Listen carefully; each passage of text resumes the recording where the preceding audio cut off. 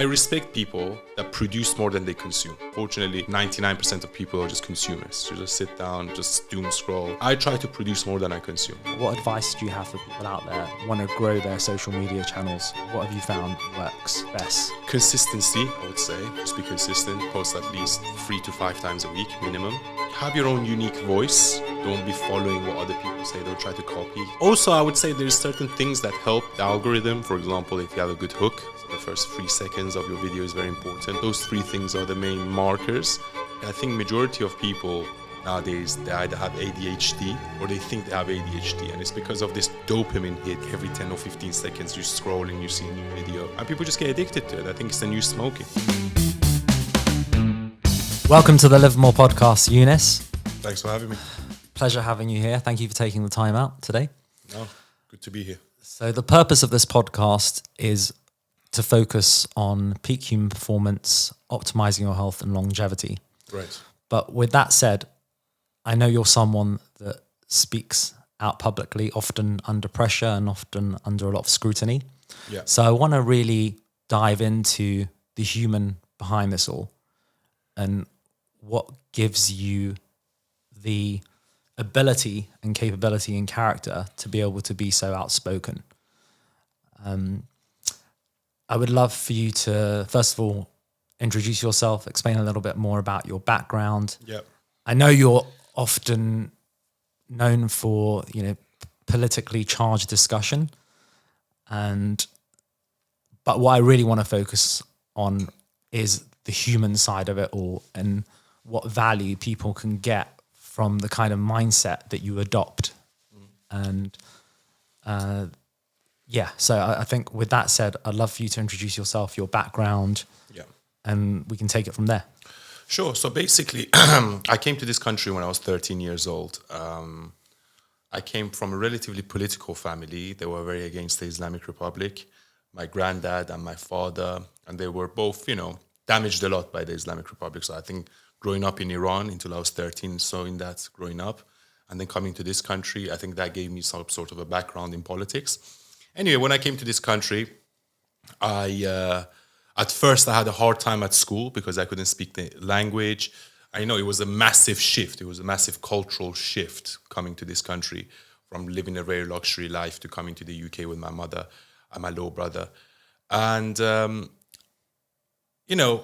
that kind of built my character a lot. I think it gave me the strength to speak up and to be brave and to be courageous and to be formidable, So when I was going to school, I actually ended up going to school with a terrorist, this guy called Tariq Hassan, which ended up going to jail for 25 years for trying to kill a police officer. He went to Sudan and I think then Syria to get trained by ISIS and then came back to the UK to try to kill a police officer.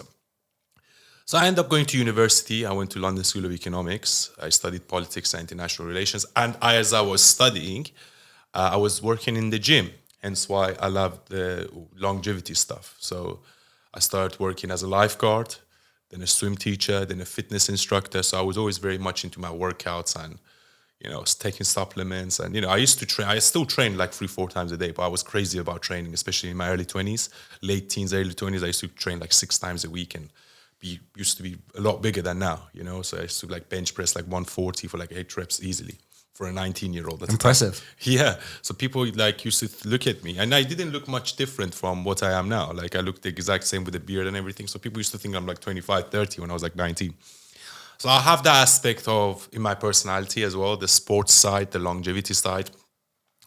Then I started working for Chelsea Football Club for a short period. Not a short period, almost 5 years.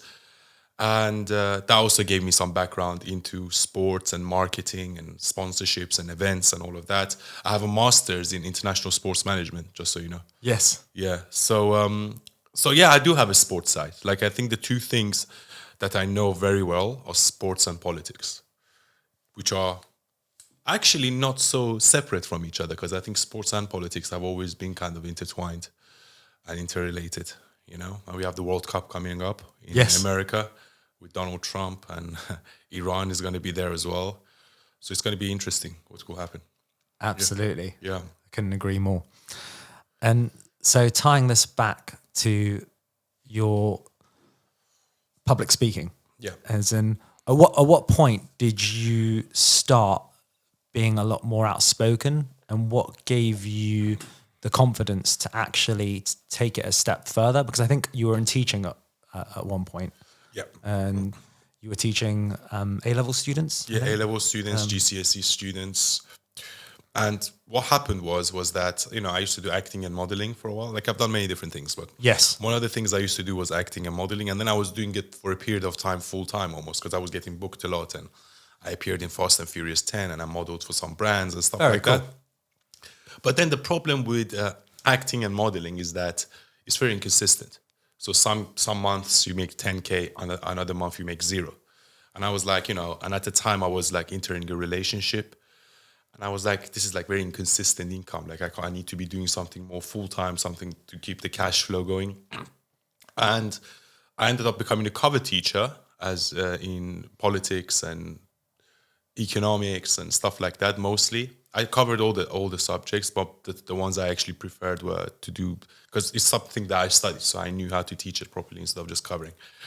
So I ended up doing that, and for a year I was doing that, and that's how I actually ended up doing what I'm doing now, because I was speaking, I was giving these lectures, and I was speaking, and I saw these kids really engaged in what I was saying, because I also wasn't like the other teachers. The other teachers were very much by the book, and I was like more of a cool teacher that actually wanted to teach them things and also help them think outside the box a little bit. So I was very popular as a teacher actually. But then that gave me the idea of, I have all these kids engaging with me, listening to what I have to say. So why don't I scale this and put it online and see what people think? And eventually I started making videos on social media, and after like 2 or 3 months, like one of my videos went viral. And then a few months after that, I was appearing on TV channels and news channels, and just kept growing it ever since then. I've been doing this for like 2 years now, 2.5 years. I still think I have a long way to go. And it's been great in some aspects. In other aspects, it hasn't been easy. As you said, it's public scrutiny and, people trying to say things that are untrue about you. The more you grow, the more people that you're going to have that try to drag you down, You have more supporters, but you also have more haters. So that aspect of it, you need to be very mentally tough. It's not for everyone to be in politics, to say the truths that I say. A lot of people say, like, you need to be careful. You need to say a lot of things like, you need to be careful. You need to, like, maybe even get security sometimes. Personally, I'm not afraid. I'm not scared. But then again, I realize, I understand it comes with its own risks. So you do have to be careful. Absolutely. Yeah. One of the points you mentioned, I believe in a previous podcast episode, was that one of the reasons why you didn't like acting as much was you had to pretend to be someone else. Yes. And I think I get the impression that you're someone that is really authentic and true to themselves, which is something I really respect and admire about you. Yeah. How have you found that? At what cost and sacrifice have you managed to do that? Well, first of all, what I would like to say is that lying is actually hard. Don't you think? Lying is actually very hard. Absolutely. Because first of all, you have to know the truth, and then you have to make sure the person that you're lying to doesn't know the truth. And you also have to make sure that the person you're lying to doesn't have some sort of access to know the truth in the future. So your brain just like opens up like a Christmas tree. Like when lying, like you have to be. And I think first of all, telling the truth is just easier. First and foremost, it's just easier. I don't 100% agree. So why do people lie? I don't know. The second thing is that maybe it comes from a place of insecurity. People are insecure, so they lie just to make themselves look better or to be more desired and liked. I'm not here to be liked. I'm here to be respected. And I think people that tell the truth end up being liked more by people than the ones that always try to please everyone, like Keir Starmer, for example. There are certain uncomfortable truths, but at the same time, I feel like a lot of people think the same things, but no one has the bravery to say them, Absolutely. And when I started this, I started this before October 7th, because I know you're a Persian Jew. So I started my activity before October 7th. I was always behind Israel. I was always behind the Iranian people, not the regime. I was always pro-Trump. So I was saying it when it was not cool. I was saying it at the peak of cancel culture during Biden, like 2022, 2023, when he was at the peak of the woke mind virus. And I saw that society is just going in the wrong direction completely. Through the woke mind virus, through the over-Islamification of the world, through just this lying and this manipulation that is happening in the world in social media. And people are just wrong about many different things. And I thought maybe, look, from my background, someone that was born in Iran under the Islamic Republic, someone that has family ties that go back centuries in politics. And I studied politics. So I was like, why don't I just come and say this out loud? And maybe if I say it, I'm not going to be called racist. Because one of the first videos that went viral about me, I was criticizing Sharia law. I was saying, if you want Sharia law, go back to your country. Like, why are you here? You know, if you think Sharia law is so good. And let's be real, no country that is advanced has Sharia law. Yeah. Yep. Even people use the example of UAE. UAE doesn't employ Sharia law. They have a very watered down version of Sharia law, which is not Sharia law. Even Qatar, even Saudi now with Mohammed bin Salman.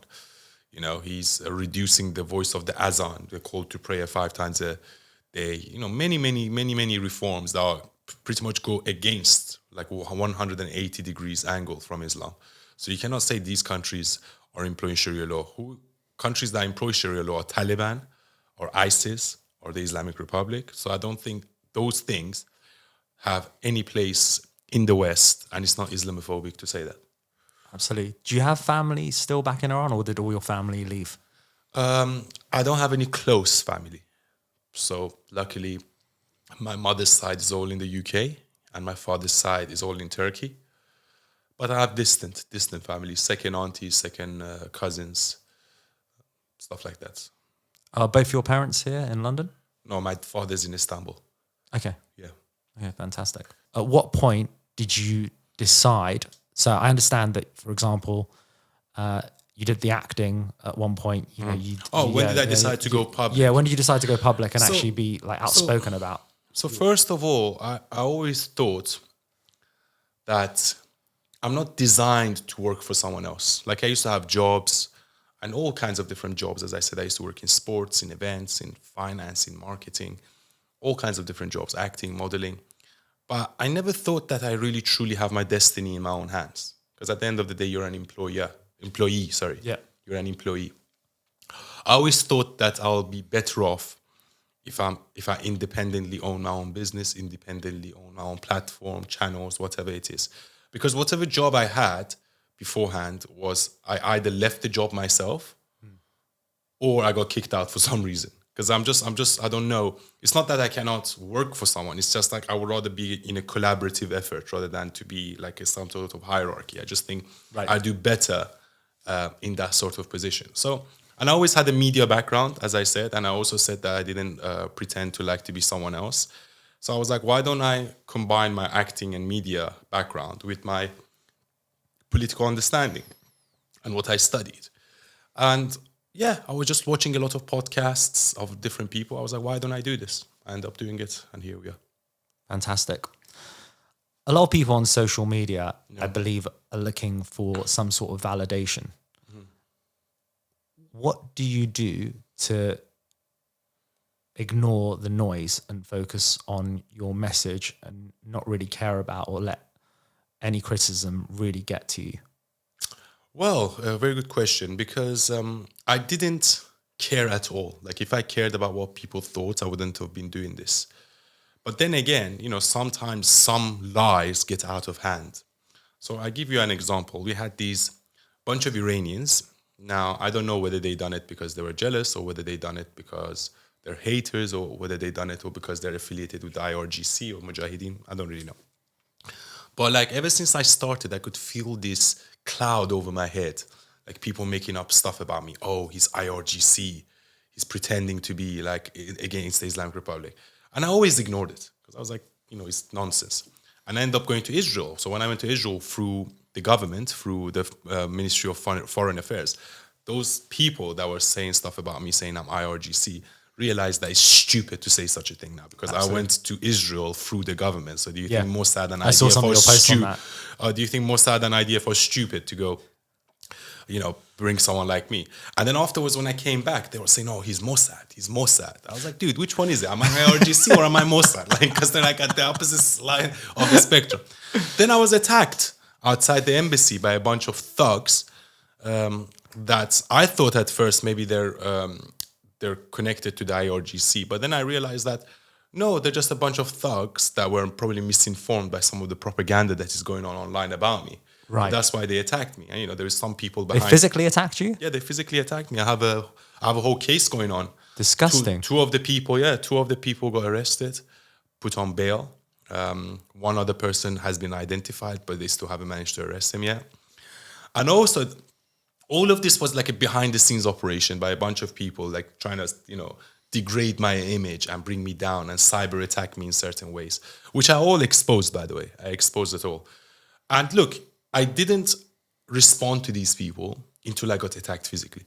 I was like, okay, social media, you can say what you want. I'm not going to respond to you. But then when they attacked me physically, I was like, no, it's personal now. It's personal now. Absolutely. I'm going to go legally after you and I'm going to expose this on social media because it's just not right. So unfortunately, I don't know whether it's something is in Persian culture or whether it's in human nature. I don't know why Iranians, they like to build someone up and then drag him down at the same time. The same thing they done to the Shah, They try to make a god out of someone and then drag him down. Like, they're not normal. I always say, don't make a god out of someone and don't over smash them either. Like, just be normal. Like, everyone is a human being at the end of the day. And, when I exposed that the fact that I got attacked and, there's certain elements in the movement, in the Iranian diaspora that are not helping and that are damaging the movement, whether it is through attacking people through cyber attacks or attacking people physically, I exposed it. I brought some names up that I had some evidence against. And, some Iranians were saying, well, this is now not the time. Now the time is that we need to be all united and blah, blah, blah. And my answer to those people is that, where was this unity when they attacked me? They didn't care about unity then. Where was this unity when they tried to lie about me in the social media, in the cyberspace? They didn't care about unity then. But now that I exposed them, all of a sudden they're hiding behind, oh, unity, like, so they're basically projecting what they've done. So I'm actually proud of what I've done. A lot of people thanked me because they've done this to other people as well. People like Elika Leban, I'm not sure if you know yes, her. Of course. So they've done it to her as well, and a few other people, Nima and so on and so forth. And I don't really know why these people do it. Some of them are affiliated to the IRGC, we know for a fact. Like, they have parents and brothers that work there. But whether they are themselves, we're not sure. Okay? Could be not. But at this moment in time, I agree, we need to be united. But the separation came from them in the first place. Now they found someone that stood up in front of them and exposed them. Now all of a sudden they care about unity. I just think that is hypocritical and ironic. Yes. Yeah. Absolutely. A big part of social media, I think, today is emotional regulation. Mm-hmm. So we're living in an environment where it's heavily orientated towards technology, smartphones in particular, and overstimulation. And I'm curious, because you're someone who posts a lot and is very consistent and disciplined with it. How do you ensure that it's not over-consuming you and your mind? Well, I'll be honest with you. I think I am kind of, I wouldn't say addicted, but I think it's all-consuming, especially recently. I'm always on my phone, always checking my phone. Sometimes I have problems switching off. Sometimes I have problems falling asleep, which is not good. So I came up with this rule now that I sleep in my bed with my room in a separate room. Because if I keep going on my phone as I'm in bed, it's just going to keep chipping away at my sleep, and it's also blue light. So it's not good. But at the same time, I feel like if you use social media for work and if you use it to make new connections in context that's going to benefit you somehow in a business sense or financially or in other ways, then it's fine, But if you're using social media just to doom scroll and not, I respect people that produce more than they consume. Okay? in any sense of the word. Yeah, I agree with you. People that produce more than they consume. So whatever you do, just try to produce more than you consume. But like, unfortunately, 99% of people are just consumers. You just sit down, just doom scroll. So I try to produce more than I consume. I love that. Yeah. Yeah. So I think you mentioned this with Dr. Tamir. I think it was something you mentioned that I heard for the first time in that podcast, which is TikTok brain. Yeah. Unfortunately, like, I think majority of people nowadays, they either have ADHD or they think they have ADHD. And it's because of this dopamine hit you keep getting on social media. Like every 10 or 15 seconds, you're scrolling, you see a new video. And people just get addicted to it. I think it's the new smoking, honestly. It is. You know, it's the new smoking. People back in the day, they used to just smoke, get a packet of cigarette, smoke. Now people just go on their phone all the time. Even when you go for dinners with people, like, dude, put your phone down. Like, let's start. You know what I mean? It's not good. I don't like it. But at the same time, it's part of the modern world. I think it's only a matter of time before they put a chip in our brain and we'll be connected 24/7. Absolutely, yeah. Yeah. I think it's not just the social media aspect, it's everything. Yeah. Even like, for example, with like online dating and dating apps, it's become... Yeah.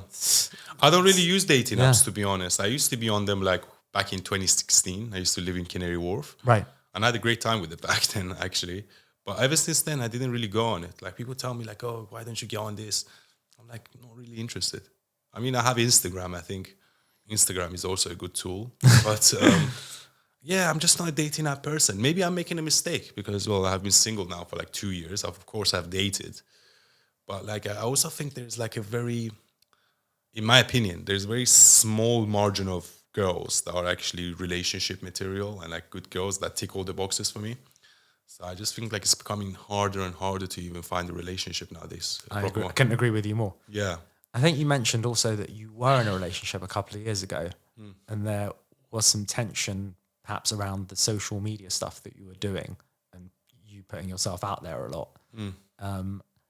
Maybe you can correct me if that's something. No, yeah. Well, the thing is, there was a few different issues. I'm not going to bring up any names, but I think there was a few different issues. First issue was that she was asking me to stop the social media stuff because her parents are back in Iran and they're scared. I was like, first of all, that's your father, not mine. Right. And we're not married. And second of all, like, how would they even know that we're in a relationship?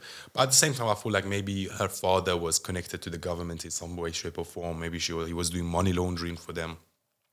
So I think he was just scared that, you know, her daughter is going out with someone that's this like anti-Islamic Republic figure and is growing and is going on GB News and stuff like that. But I was like, look, I will never sacrifice my career and my goals for a girl. Okay? I think you need three things in life. You need health, wealth, and relationships. Yes. And you cannot be truly happy and successful and fulfilled if one of those things is not there. 100%. So I think, especially as a man, your goal, your mission in life is the most important thing.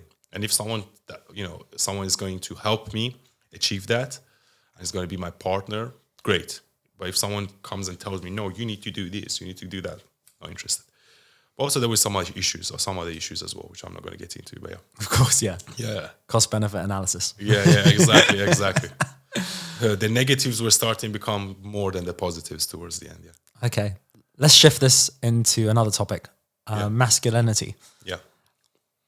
Given, for example, a lot of studies, population studies have shown, for example, testosterone levels are lower than previous generations. Do you think that can be attributed to modern society, technology, overstimulation, and social media? Yeah, so I read this insane stat the other day, and apparently back in the 1970s, men in their 70s had more testosterone than men in their 20s now. Isn't that insane? Apparently the testosterone has gone down 80%, 80 or something like that. That is insane. That is insane. So now we realize what the causes of that could be. It could be seed oils. It could be pollution. It could be microplastics. It could be just the lifestyle of, how people are just so comfortable nowadays. They don't have to work hard. But now it's reflecting in society. And I think masculinity is dying, and we need to bring it back. It used to come back. I mean, it came back now a little bit with Trump and, this whole Make America Great movement. Men are not scared to be men anymore. Because I think a man's role is to be a protector and a provider and to be strong and to be masculine. And, there's this whole thing about the manosphere, right? Yes. Yeah. I saw that documentary. Yes. Yeah. So I think that, look, I don't agree with everything that the manosphere says. Like, I agree, for example, with Andrew Tate 80% of the time. 20% of the time, I think he goes overboard and he's a bit cuntish, for lack of a better word, yeah? And I think he's almost trying too hard to be masculine. I think he does it to actually cover up an insecurity, in my opinion.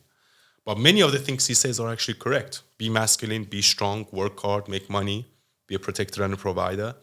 And masculinity, it's about taking control. It's about being man and being proud of a man. And I think that is frowned upon in society right now.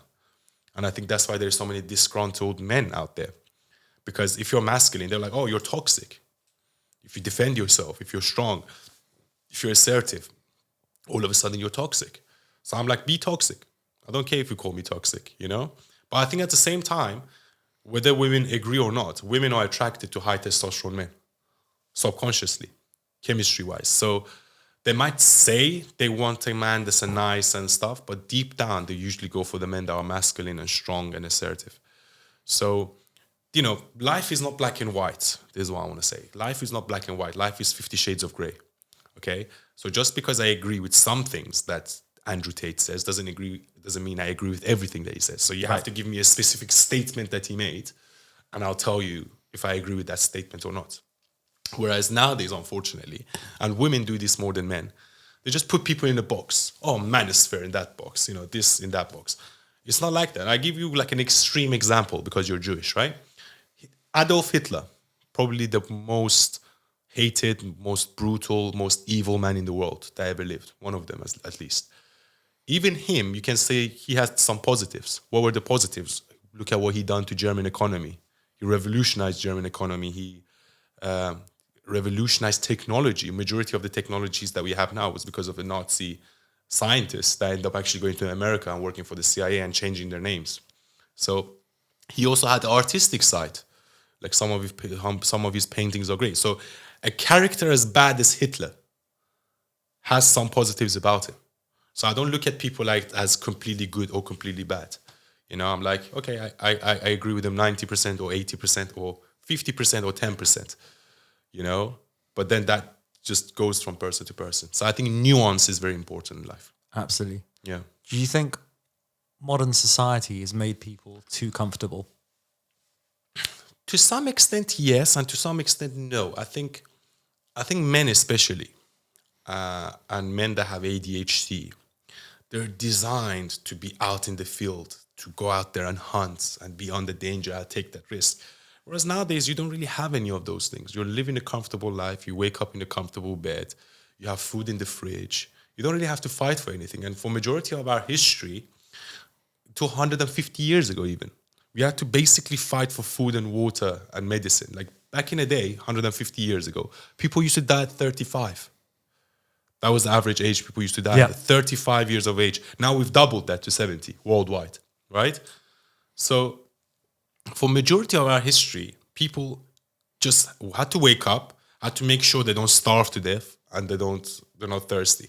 So for majority of our history, you used to wake up, go out there and hunt, come back home, eat something. If you didn't die and you didn't get poisoned, and if a snake didn't bite you or a lion didn't eat you, that was a good day. But we don't have that kind of pressure nowadays, Yeah. It was life or death back in the day. It was literally life or death. Every single day you woke up, it was life or death. But now it's not like that. And I think it's having an effect, especially on men, because they're not really fighting for anything like they used to.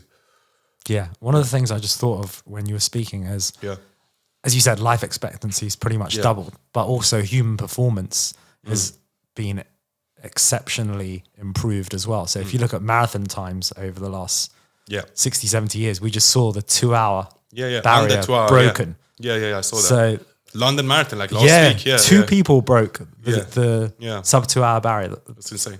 It is insane. It's 11 miles per hour. Yeah. 11 miles per hour for... No, it's actually, I think think about it, it's 13 miles an hour. Really? Yeah, it's slightly more than 13 miles an hour because it's really? 26. So that's like a miles. bike. Yeah. You're running as fast as a bike for like 2 hours It's straight. insanity. Yeah, it's crazy. No, it is true because look, as I said, we doubled the age, life expectancy, but at the same time we improved technology, wellness, well-being, longevity. Even the trainers that you wear are more advanced than they Exactly. used to be. There's a multitude of factors. Yeah, So- multitude of factors. Exactly. So people are getting stronger. They are living longer. But I think there is this deep emptiness in people. I feel like majority of people are just not designed to wake up in the morning, go to an office and sit in front of a computer all day. That's just now not how we evolved. Yep. You know what I mean? But now this is what we're forced to do now because it's the modern world. I think that's a really interesting point because I was thinking about this as well. Yeah. What makes a successful and fulfilling day? And I think that is doing something that's physically challenging, first of all, because that gets your mindset in the right place in terms of like cognition and clarity. I think being outdoors is important. Being exposed to, for example, sunlight, vitamin D is really important. And I think there is evidence to show that that calms you down and has a multitude of other benefits in terms of your physiology. And then the other thing is doing something that's intellectually challenging and solving a problem, building something. I think that's absolutely been shown to be important as well. And social engagement, social interaction, what we're doing now, having a conversation face to face. There's evidence to show that there's a lot more value to that than, you know, doom scrolling or like just watching social media. 100%. And I think one of the problems we have this lack of fulfillment in people nowadays. You know, do you know the zone of optimal development? I haven't come across that, no. Yeah, so apparently there is this zone that your brain, this wave that your brain goes into. It's called the zone of optimal development. So when you're doing something that you really love, like, you know, the flow state? Yes, I've come across that, So the flow state is the same thing, basically. Yeah. So you're in a flow state, you're doing something you love, you feel in the moment, you feel engaged with what you're doing. Yes. And you feel like you're giving it your all. And now the zone of optimal development is different for different people. Yeah. Like some people find it when they're playing tennis, or when they're playing football, or when they're doing a podcast, or when they're climbing a mountain, or when they do biohacking, or whatever, you know? Yeah, absolutely. Or when they're cooking, for example. Like that's why some people become chefs.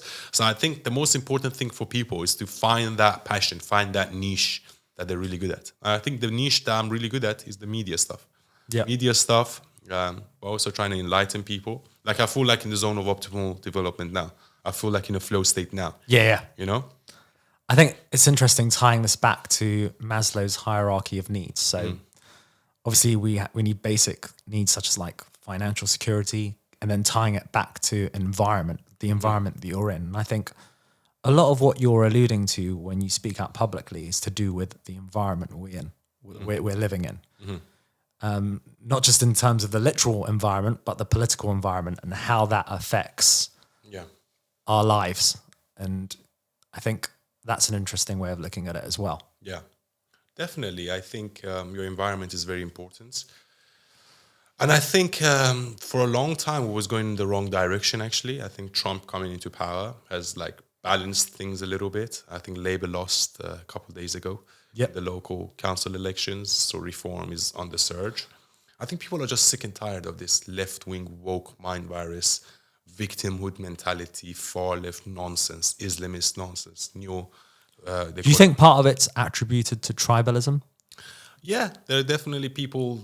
They vote in sectarian lines, and it is a bit of tribalism. Like Muslims, they vote together against the right-wing parties because they think the right-wing parties are racist, which is not actually true. Because if you have capitalistic sort of aspirations... Do you think some people are lost and just do it for popularity and validation? Maybe. And also I think people are unfortunately very ill-informed in many aspects, or maybe they are projecting their own inner insecurities out into the world. So if you're always thinking other people are racist, then you are probably racist yourself, because you see everything through the prism of race, first of all. Yeah. And the second of all, it just shows that you're insecure. Why would you think someone's racist towards you? Just because you're probably not confident as the other person, so you always see racism everywhere, or whatever it is. So I always say to people, we're all individuals and we're all part of this universe and we're part of the international community. It doesn't matter if we're Iranian or Turkish or black or white or Indian or whatever. But then I think certain groups, like Pakistanis, for example, they group together and they're also usually Islamic extremists, a lot of them. A lot of them believe in Sharia law. A lot of them believe in cousin marriages, Afghanistanis, Pakistanis. And they also like group together to vote for parties like the Green Party and other independent candidates. And the whole premise is to just vote a Muslim guy into power. I'm like, why does it matter if the guy is Muslim or not? Like, you come to the UK, like if you wanted Islam, stay back in Pakistan. If you wanted Sharia law, stay there. Why are you coming here? But I don't understand their mentality. I think to some extent, Islam plays a part, and it directly instructs them to do so, because they are forced to do jihad and to Islamize the whole world. Maybe that's part of it. But I think fundamentally, we shouldn't vote in sectarian lines. It doesn't matter. I think we should vote for the best policies. That's what I think. Agree more. Yeah. Tying this back to social media. Yeah. One of the things I found fascinating recently that I read is that there's observational studies to show that those that engage in the arts and culture actually have better health outcomes. I don't know if it's just purely relational or, these are observational studies, just important to note that, but I thought that's quite interesting. And I was just wondering, is social media for you, how do you see it? Do you see it as purely an outlet? Do you see it as advocacy and something you stand up for and believe in? Do you see it as something that is, a way of expression, channeling your emotions? Just curious how you look at it. Well, as I said, I think social media is like anything. It's like it's a tool at the end of the day. Like, you can use a knife to cook a steak, a beautiful steak, or you can use it to stab someone in the eye. I think, unfortunately, it's like everything in life. Social media, if you use it properly, I think it's good. But at the same time, I feel like the negative impact it has on society is that we're over-informed. We're over-stimulated. Maybe at some points we know too much. Maybe the human brain wasn't designed to know what is happening in Iran or see all these dead bodies in Gaza or wherever. So I think we are, to some extent, maybe it is having an effect on social media. It is having an effect on mental health. Because at the end of the day, you are overstimulated, but at the same time, imagine having thousands and thousands of followers. Every single thing that you post is under scrutiny by other people. And then you're always thinking like, oh, how does this make me look? Does this make me look good or bad? Blah, blah, blah, blah. And also you have people that are, let's say, your haters that are trying to bring you down. They will make rumors about you. So again, you have to be mentally tough. Fundamentally, you just shouldn't care. You just shouldn't care so much. You should be as true to yourself as possible. If you like it, post it. It doesn't matter about what people think. Absolutely. Yeah. Just wondering, in terms of emotional regulation, tying this to physiology and physical fitness. Yeah. How much do you think does physical fitness matter in terms of, the mental side of what you do, in terms of the public speaking and, in terms of, I'm just interested in, for example, the science of it. So, for example, there's evidence to show that physical fitness improves a quantitative metric, for example, heart rate variability, which shows that your nervous system is more adaptable to stress. Just interested in, obviously you mentioned that you're quite into fitness. How do you train? What kind of training do you engage in? Just curious about that. I believe in the mind, body, spirit connection. I think you need a strong mind to have a strong body, to have a strong spirit. That's why I always say, like, you need to be fit. I still train 3-4 times a week minimum. I try to eat as healthy as possible. A lot of protein. I do a lot of calisthenics. Yes. And now I start switching up some weight training because I've been doing calisthenics for a while now. And I feel like maybe I kind of plateaued a little bit. You need to change up your training from time to time. So I think now what I've done, I'm mixing calisthenics and weight training. Yeah. So I warm up with calisthenics and then I go do a bit of weights, like isolation movements, just to hit like certain muscles. So I think it's very important. Honestly, this might be controversial, but I don't trust fat people. You know what I mean? Like, if you can't, like, look, some people have a medical condition and it's okay. But then if you're just overweight and if you're fat and if you can't look after your body, if you're not in good shape, then you probably don't have a strong mind. and you probably don't have a strong will, and you probably, if you're not trusted with your own body, then you cannot be trusted with anything else. That's what I think. Okay, so yes, I do believe. I like to befriend people that are fit, that are strong. I believe in the mind, spirit, body connection. I really do, because I don't think you can have one without the other. You know, you need a strong body, or you need a strong mind to have a strong body. In a strong body, you have a good spirit, and your body is a temple. And if you're unhealthy, or if you're always hungover, or if you don't sleep well, I don't think you can have a strong spirit. So I think these things are interrelated, interconnected. So yeah. What does live more mean to you? It means living more. It means being long. Look, the thing is, I know a few longevity people. This guy you mentioned earlier, the guy Brian Johnson. Brian Johnson, yeah. Brian, I've watched a lot of his stuff, and I saw the transformation he had with Dana White. And yeah, I believe in that stuff. I believe in intermediate fasting. I believe in eating certain foods. I believe in a high protein, medium fat, low carb diet. I think that is a good balance to strike. And a lot of the things that we realize now, like have you ever done fasting, like 3 days? I do intermittent fasting, yeah. No, but like, do you do fast? Do you fast for like 3-4 days? I haven't done that, no. No, I haven't done it either. But apparently, according to these Japanese or Chinese scientists, I don't remember, once you fast beyond 12 hours, your body starts eating your own bad cells. Yeah, And autophagy. Autophagy, yeah. Yeah. And the guy actually won a Nobel Prize for it. So it's amazing. So imagine for 3 days you're fasting, you just drink water with electrolytes. So your body in those 3 days, it just heals itself. Yeah. It eats its own bats. So maybe it goes back to what we were speaking about evolution 150 years ago. Humans weren't designed to wake up in the morning and have breakfast. They just weren't. They were designed to not eat for 2 or 3 days and then eat all of a sudden. So I think a lot of the comforts that we have now is actually making us weaker. I couldn't agree more. I think 85% of the population, around 85%, don't meet all the markers for metabolic health. Which are what exactly? So, for example, things like blood pressure, waist circumference, Okay. HbA1c, blood sugar control. Okay. These are really important. Visceral fat, all of those points. It's like like if you've got too much visceral fat. Yeah. And I think, that's it shows that we are over-consuming, a society that's over-consuming food.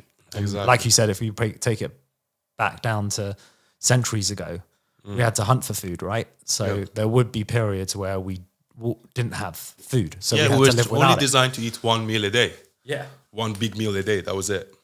So you go out in the morning, hunt, come back by the late afternoon, early evening, cook it, eat it, sleep, wake up in the morning, go and do the thing. So eating 3 meals per day and then snacking in between was never. But also that is a bad thing because your digestive system is always working.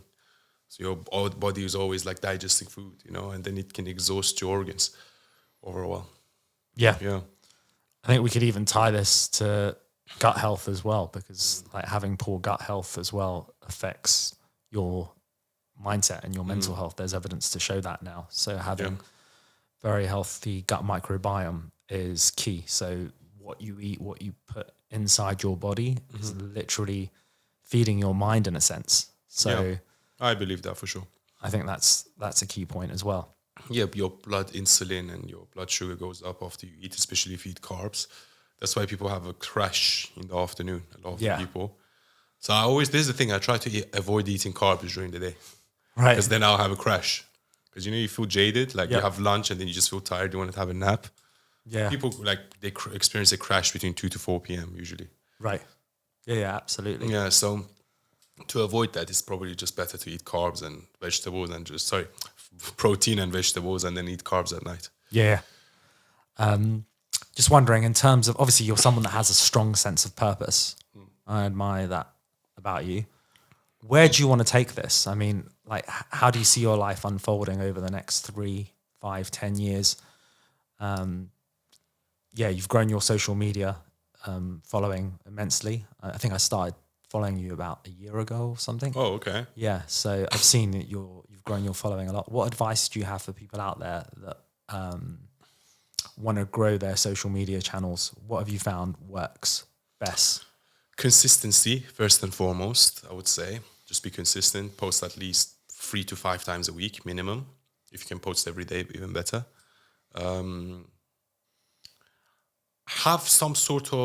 Have your own unique voice. Don't be following what other people say. Don't try to copy.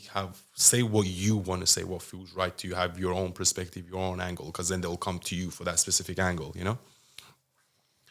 Also, I would say there's certain things that help the algorithm. For example, if you have a good hook, so the first 3 seconds of your video is very important, what you say. Try to make it current. This is what works. Like if there's a news breaking out today, make sure you do a video about it today. Those 3 things are the main markers. And I would say, look, the social media stuff that I do is just the front, because I work with consultancies and I work with think tanks and I work with governments behind the scenes. Like the social media stuff is just the front of what I do nowadays. But but if it wasn't for the social media, I wouldn't have got these opportunities that I have now. So, it goes hand in hand. I would like to grow it more, actually, because I think a lot of people are just experiencing a bit of fatigue and a bit of plateau, especially because the war is dragging on. Right. Every 2 hours there's a new news story. Like if I want to cover the thing, I have to make like 10 videos a day, because every 2 or 3 hours has something new. Something changes. So by the time I record the video, it's already old news. So I think a lot of people are plateauing. A lot of people are getting exhausted. So maybe this is why I'm doing this, something different. Because I don't want to be speaking about the same things over and over and again. And, I'm a dynamic person. Yeah. Yes. My politics is my main thing. But like I can speak about many different things. I can speak about relationships. I can speak about psychology, about fitness, about everything. So it's good to switch it up every now and again. Yeah. Do you think the social media algorithms reward dehumanization because of all of these hooks? Like it's almost as if like trying to make a hook more shocking stops the scroll. Yes. And doing that, sometimes you can lose credibility. Yes, that is true. I've seen a lot of accounts do it. And there's a lot of tricks that they use as well. Like 5 things that can improve your health, and then wait for number 5. So they will make you wait to the end to give the most important piece of information. So I don't really like that, to be honest. I've never done that myself. But I think, look, it is what it is. It's the name of the game. Yeah. You have to play the game. But yeah, I think long format stuff is what my main goal is. You asked me about what's my plan for the next 3 to 5 years. I would like to grow as much as I can in the media world, in the politics world, and then maybe use that influence to get into politics. But then again, politics is very dirty, because I've experienced a bit of it now already, even though I'm not into politics. I'm a media personality. But, I don't know. Maybe I just keep growing in the media world, because maybe I have more impact through the media stuff than to become an MP or to become I don't know. But I would like to get into politics. I would like to also maybe do some sports stuff. Like maybe make a media company that doesn't only cover politics, but they also cover... Maya Tusi. Yeah, like Maya Tusi, but I think he's very politics focused, But I would like to diversify it, because as I said, I'm not a one-dimensional person. So yeah, of course, the main thing would be, the bread and butter would be the political stuff. But then I would like to make documentaries, sports stuff, sports commentary, comedies, maybe even psychology stuff, podcasts like this, longevity stuff, like a bit of everything. Yeah. But I think it's going to take some time. That's incredible. I can see you going very far. You're doing an exceptionally good job at that. Thank you. So to tie this up, if you could ask any question to the next guest, what would that be? Okay, good question. What would I ask? What gives meaning to your life? Fantastic. What makes you happy? Yeah. Love that. Yeah. It's been a pleasure having you. Likewise. For all the listeners and watchers out there, I'd really appreciate it if you could subscribe to this channel, and thank you very much. Thanks. Younes. Thanks for having me. Cheers.